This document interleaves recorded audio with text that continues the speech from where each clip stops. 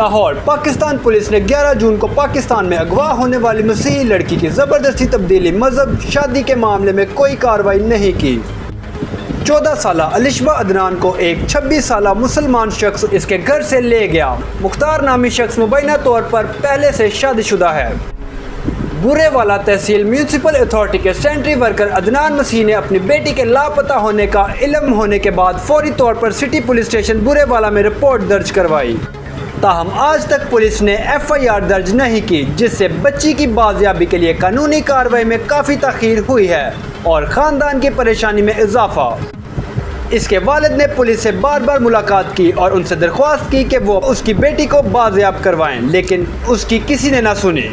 بعد ازاں پولیس نے بتایا کہ لڑکی نے اسلام قبول کر لیا ہے اور مختار نامی شخص سے اپنی مرضی سے شادی کر لی ہے۔ پولیس سے وہ دستاویزات دکھانے کو کہا جن کی بنیاد پر اس کی تبدیلی اور شادی کا دعویٰ کر رہے تھے، جس پر پولیس نے دستاویزات دکھانے سے انکار کر دیا۔